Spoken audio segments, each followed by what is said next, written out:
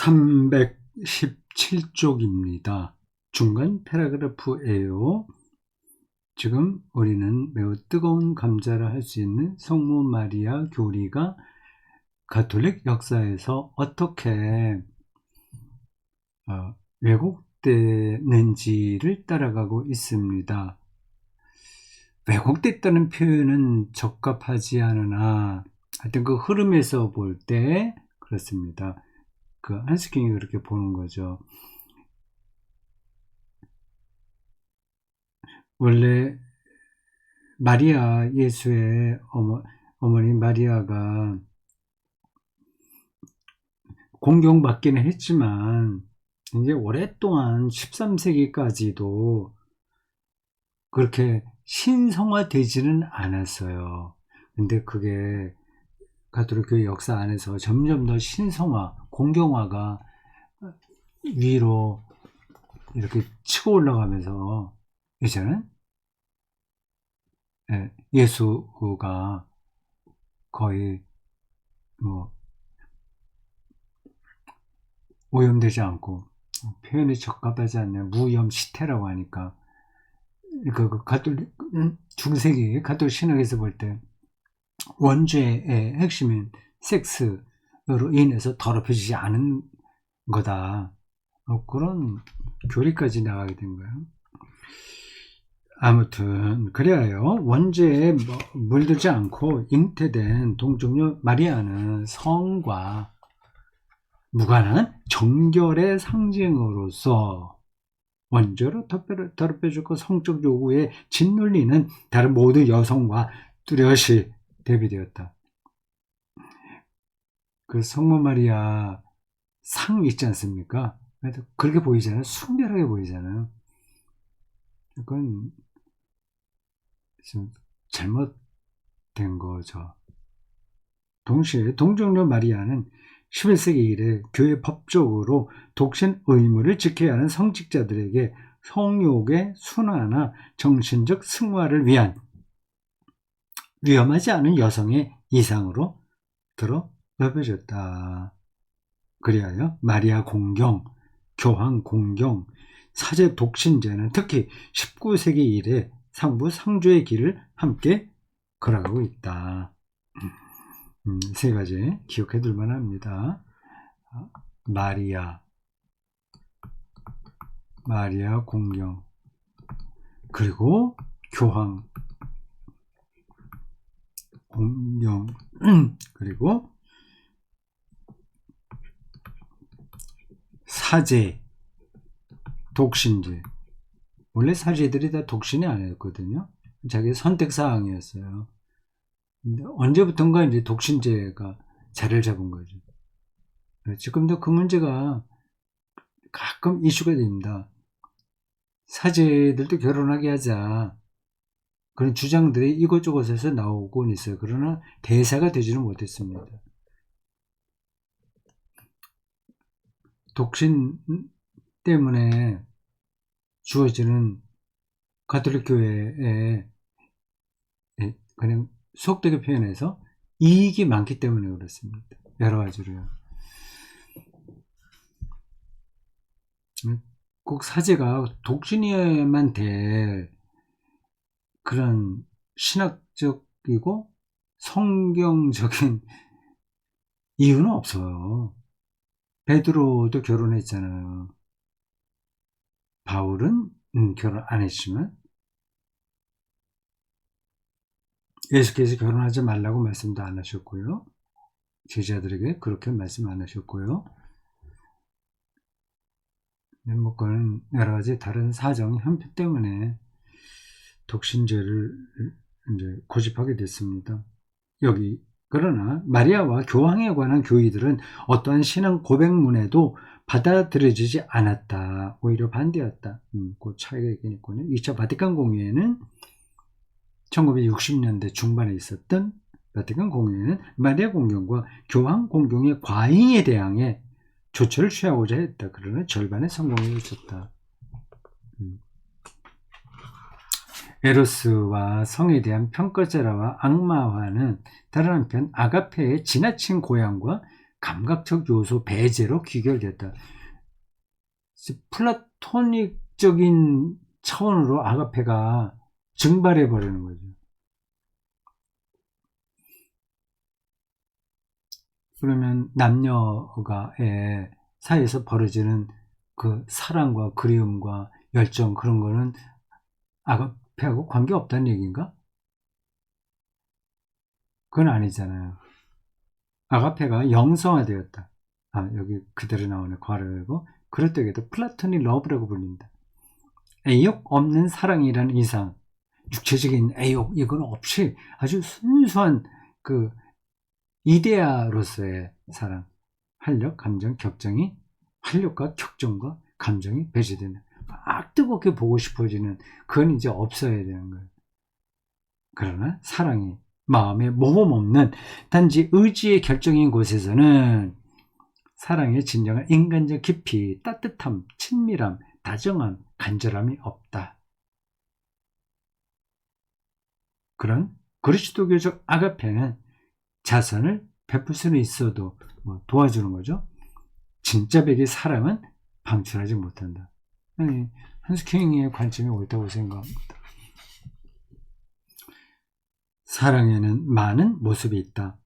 친구 사랑, 부모 사랑, 자식 사랑, 형제 사랑부터 고향, 민족, 조국에 대한 사랑을 거쳐 진리 사랑, 이게 이제 철학이죠.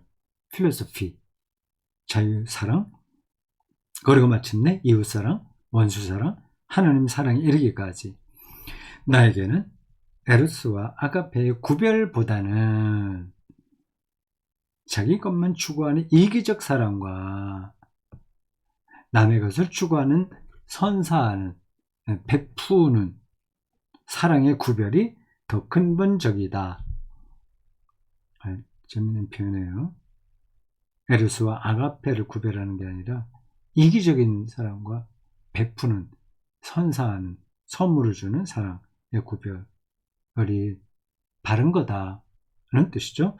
남을 갈망하는 사람은 또한 그에게 자신을 선사할 수 있다. 그리고 자신을 남에게 선사하는 사람은 또한 그를 갈망해도 된다. 여러 종류의 사랑에서 그런 거예요.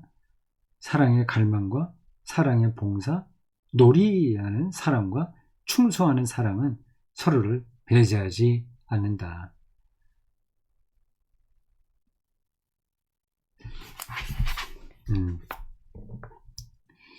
삶의 기술에서 사랑이 근본이라는 걸 말하려고 우리에게 오해되고 있는 에로스와 아가페에 대한 설명을 한 거네요.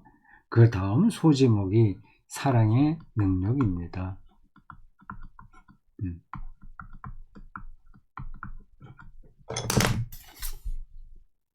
318쪽 아래 밑에서 셋째 줄입니다. 이 수 자신은 공간보험서에 따라 판단하자면 동료 인간에 대한 사랑이라는 의미의 사랑과 사랑하다라는 낱말들을 아주 드물게 사용했다. 동료 인간에 대한 사랑이라는 의미의 사랑과 사랑. 하지만 동료 인간에 대한 사랑은 그의 선포 어디에서나 나타난다. 내가 저 사람을 사랑한다. 저 자매를 사랑한다. 저 형제를 사랑한다. 그런 표현을 자주 사용하지 않았지만 그의 메시지와 그의 삶의 태도에는 그게 바탕을 두고 있다는 거죠. 이것은 예수에게 사랑은 무엇보다도 하나의 행위임을 의미한다. 사랑은 우선 감상적, 정서적 애착으로 이해되지 않는다. 감상적, 정서적 애착, 집착하는 거죠. 더 풍요로워져야 되는데 그게 고착되는 거죠. 소유해버리려고 하는 거죠.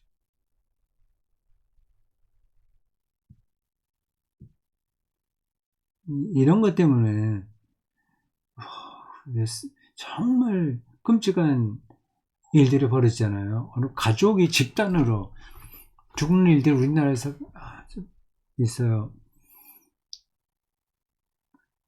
자기 아내를 죽이고 자기가 죽는 사람들, 그 아이들까지 죽이고 자기들이 죽는 일도 벌어지잖아요. 이게 이제 내 아이들이 우리 없이 살아서 무시당하는 거 난 못 본다. 내가 사랑하니까 내가 죽이고 나도 죽는다.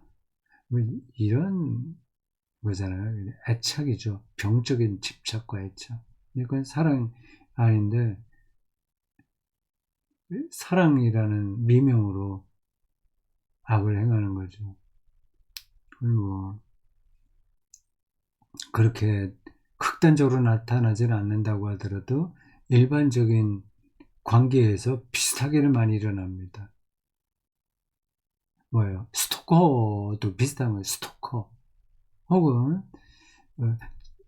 자식의 인생을 내가 책임져야 돼 하면서 모든 것들을 자기 마음대로 휘두르는, 주로 이제 엄마들이 그러잖아요. 그런 엄마들이 있다고 해요. 대치맘 뭐 그런 거 있잖아요. 자기 아이를 어릴 때부터 이게 의대 보내야 돼. 그리고 변호사 시켜야 돼. 그래서 그 프로그램으로 아이를 뺑뺑 돌린다는 겁니다. 그건 이제 사랑이 아닌 거지. 애착, 감상적, 정서적 애착. 사실 이런 애착을 모든 사람에게 표명하는 것은 불가능하다. 오히려 사랑은 기꺼이 도우려는 호의적 위타 현존으로 이해되고 있다. 어려운 표현이야. 위타 현존, 위타. 타인을 위한 어떤 현재 있는 것. 예수의 가르침과 행동, 격려와 치유, 투쟁과 고통 전체에서 이 사랑이 그를 통해 구체화된다. 이 나사렛 사람에게서 배워야 하는 것은 오늘날의 경쟁사회와 그 안에 수많은 이기주의자들에게 너무나 부족한 것이자 우리가 스스로 체험할 때마다 실로 기뻐하는 것이니 바로 남을 배려하고 함께하고 용서하는 것, 또한 후회하고 화해와 포기를 실행하고 도움을 베푸는 일이다. 자기를 후회하는 거야. 아, 내가 이러지 말았어야 되는데, 더 베풀었어야 되는데, 또 화해하고, 이건 내 욕심, 내 포기하는 거, 도움을 주는 것. 동시에 예수는 하나님 사랑과 인간 사랑을 풀릴 수 없는 하나로 결합시킨다. 인간 사랑은 바로 깊은 신앙심의 한 척도, 하나님 뜻에 맞는 인간다운 행동의 한 척도가 된다. 예수는 모든 계명을 이미 히브리 성경에서도 핵심인 하나님 사랑과 인간 사랑이라는 이 이중 계명에 수렴시킨다. 이로써 그가 의도하는 바는 예컨대 슐러와 베토벤의 위대한 환희의 송가에 나온 그 노래요. 아마 베토벤 교향곡 9번을 얘기하겠죠. 9번 합창교향곡 말이에요. 그 슐러의 시를 텍스트로 해서 합창이 나옵니다. 솔로도 나오긴 하겠네. 사중창 나오던가. 솔리스트들도 거기 나오죠. 합창교향곡이라고 불립니다. 9번이에요. 거기에 이런 가사가 나옵니다. 서로 포옹하라 억만의 사람들이여. 이는 온 세상을 위한 입맞춤. 이런 게 아니라 너무 이제 이거는 일반화된 거죠. 오히려 예수가 의도하는 것은 이웃에 대한 사랑이다. 인류 보편적인 사랑, 거대한 사랑. 그러니까 인류 모든 이들이 서로 입맞추고 뭐 그런 사랑의 일반 보편성, 그게 아니라 바로 옆에 있는 사람, 이웃에 강도 맞는 사람, 옆에 있는 사람의 사랑이며, 이 이웃 사랑을 위한 지표로 자기 사랑을 제시한다. 자기 사랑. 근데 약간 의외라서요. 이웃 사랑과 자기 사랑을 하나로 묶어요? 우리가 보통 자기 사랑이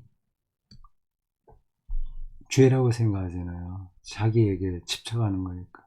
자기를 높이는 거니까. 자기 중심성이니까. 근데 요 대목에서는 이 자기 사랑이 있어야 이웃을 사랑한다고 말하네요. 약간 의외였어요. 어떤 뜻인가 좀 더 보겠습니다. 내 이웃을 너 자신처럼 사랑하라. 그러니까 여기서는 자기 사랑이 자기 집중, 자기 중심성 이니까 죄다 아니다. 그걸 얘기하는 게 아니라 인간은 본래 자기에게 집중하게 되어 있으니 그게 이제 자기 사랑으로 나타나는데 그런 정도로 예수 사랑해라 라고 하는 겁니다. 방향을 제시해 준 건데 현실적으로는 거의 불가능한 얘기죠. 그건 여기는 더 설명이 필요한데 한스킹이 어떤 얘기를 하려고 하는 걸까요? 좀 더 봅시다. 내 이웃을 너 자신처럼 사랑하라. 바로 나를, 바로 지금 필요로 하는 동네 인간을 위해 깨어있고 열려있고 준비되어 있어야 한다. 이 사람이 예수에게는 이웃이다. 동네 인간을 위해 깨어있고 열려있는 사람, 이웃이다. 요컨대 단지 처음부터 가족, 종족, 민족 안에서 나와 가까운 사람이 아니라 지금 공경에 처해 있는 사람으로서 나와 가까이 있는 사람이 이웃이니 이를테면 강도 만나 다 죽게 된 그 사람이 예수의 비유에 나와요. 그를 헌신적으로 도와준 자비로운 사마리아 사람의 이웃이다.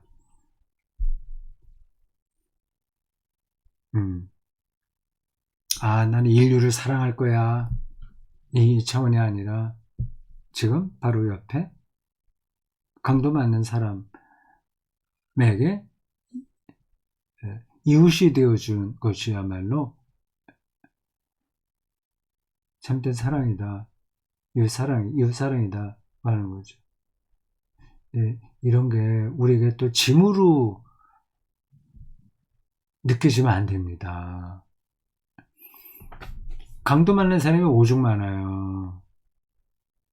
그리고 이웃이라고 하는 게 지금 바로 우리 동네 사람만 얘기하는 건 아니잖아요. 지금 인터넷으로 지금 온 나라가 다 하나처럼 이렇게 돌아가잖아요. 그러면 우리 모두가 노동 현장의 재해를 만난 사람이 있었다 그러면 또 달려가야 되고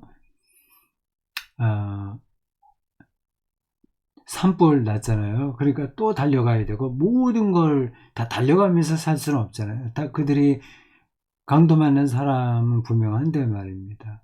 그러니까 그거는 자기가 선택을 해야 돼요. 그러니까 이러한 말씀들이 자칫하면 짐으로 느껴집니다. 짐은 아니에요. 예수께서는 우리에게 짐을 맡겨주시는 분이 아닙니다. 선한 사마리아 사람 비유는 너희가 정말 그렇게 살아야지 그렇게 안 살면 큰일 난다 이렇게 위협하려고 하는 게 아닙니다. 다른 의미가 있는 거예요. 그걸 이제 한스킹이 말하는지 아닌지는 제가 잘 모르겠습니다. 그 다른 뜻이 뭔지는 지금 설명하지는 않겠습니다. 그건 또 본문을 더 읽고 확인한 다음에 말씀드려야 될 거라서 지금 제가 섣불리 말씀드릴 수는 없어요. 이렇게만 말씀드릴 수 있습니다. 예수께서 하신 가르침, 비유, 행위 이런 것들은 어떤 명제를 세우기 위한 게 아닙니다. 어떤 구체적인 상황 가운데서 어떤 것을 짚는 거예요. 어떤 거기에 들어있는 위선이 뭔지를 짚는 거예요. 그래서 너희들도 사마리아 사람처럼 강도 많은 사람 그 모든 걸 다 투자하면서까지 그래서 자기 일 보고 돌아와서 돌볼 정도로 돈도 다 주고 맡기고 뭐 그렇게 살지 않으면 안 돼. 이런 걸 예수께서 말씀하시지 않았습니다. 그 부담을 주기 위해서 말씀하신 게 아닌 거예요. 어떤 원리 원칙을 말씀하시는 분이 아닙니다. 어떤 핵심 포인트, 아마 그 바리새인들, 사두개인들, 종교 전문가들의 있었던 위선 것들을 정확하게 짚어내기 위해서 그런 비유 말씀을 하신 게 아닐까 생각을 하고요. 이제 조금 생각이 납니다. 그 본문을 생각하다 보니까요. 그러니까 이거는 너희들 선한 사마리아처럼 살지 않으면 큰일 나. 이걸 얘기하려고 하는 게 아니라 과연 이웃이 누구냐. 우리 유대인, 우리 통하는 사람, 뭐 우리가 남이가 예를 들자면 뭐 우리 가족 뭐 이런 그런 작은 범주 안에만 머물러 있지 마라. 이제 그걸 얘기하려고 하는 거죠. 참 기독교 윤리가 이런 점에서 정말 힘든 겁니다. 어디까지 우리가 그 말씀을 삶의 기준으로 삼아야 되는지가 늘 다르기 때문에 그래요. 모든 사람들에게 꼭 그 기준으로 살으라고 하는 강요로 오면 안 되잖아요. 그렇다고 해서 뭐 그런 말씀들을 그냥 적당한 종교적 교훈으로 듣고 당신들 뭐 살고 싶은 대로 살아, 편하게 살아, 뭐 그런 뜻도 아닙니다. 어려운 거예요. 고민해야죠.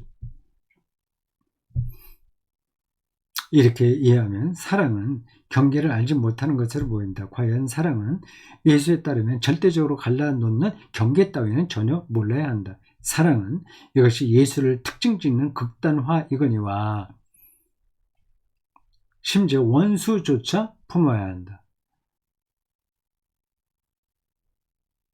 같은 편과 아닌 편 사이의 완강한 경계선과 상호 소외를 극복해야 된다. 사람은 누구나 우리에게 이웃이 될 수 있으며 또한 정치, 종교적 반대자, 경쟁자, 적수, 반대자, 심지어 원수가 될 수 있다.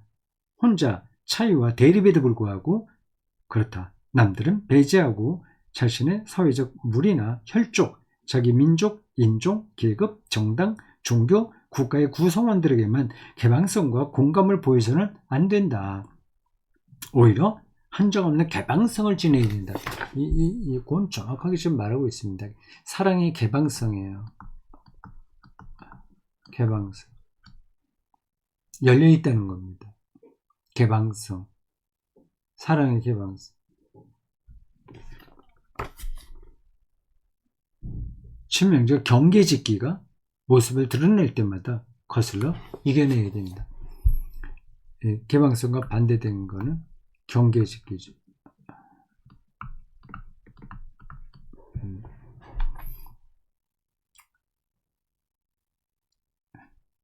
한국교회가 주특히 경계짓기를 잘하잖아요. 저 사람들은 좌파 빨갱이야. 저 사람들은 차별금지법을 찬성하고 동성애에 옹호하는 사람들이야. 뭐 두루두루도 그런데 저 사람들은 자본주의를 거부하는 사회주의자, 뭐 노조 활동 이런 거 보고요. 경계짓기를 좋아합니다. 저 사람들 타종교인들이야. 구원받을 사람, 받지 않을 사람 자기들이 다 재단하듯이 말합니다. 그러니까 한국 그리스도교가 얼마나 개방성하고는 거리가 먼지 모르겠죠. 그러면서도 하나님의 사랑은 오죽 많이 말합니까?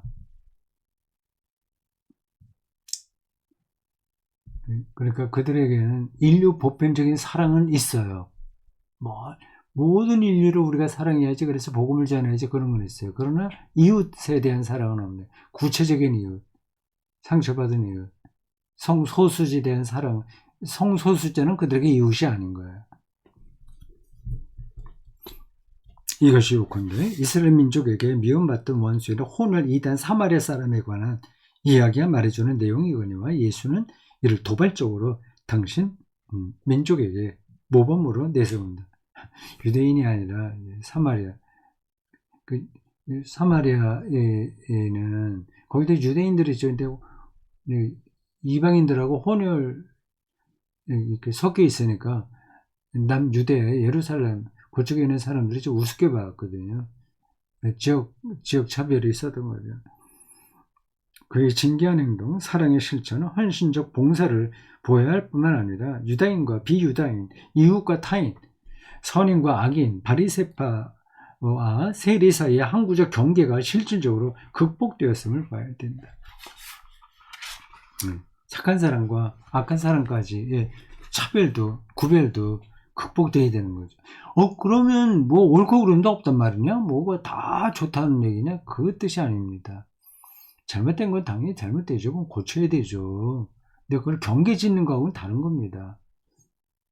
동성애 문제만 하더라도 그거를 이제 경계 지어놓고 너희들 정말 기분 나쁘게 왜 이렇게 뭐 퀴어 축제하고 야단이야 그냥 숨어서 너희들끼리 못된 짓 하려면 하든지 이런 게 그리스도인 일반 그리스도인의 정서 아니겠어요. 만약에 내 아들 딸 형제라고 한다면 들어봐야 되잖아요. 그래서 같이 헤쳐나갈 길을 찾아야 되잖아요.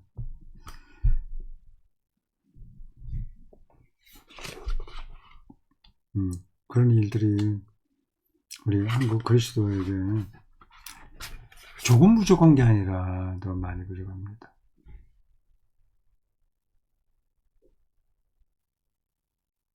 자, 오늘 88강 여기까지 하겠습니다. 새로운 소제목이 시작됩니다.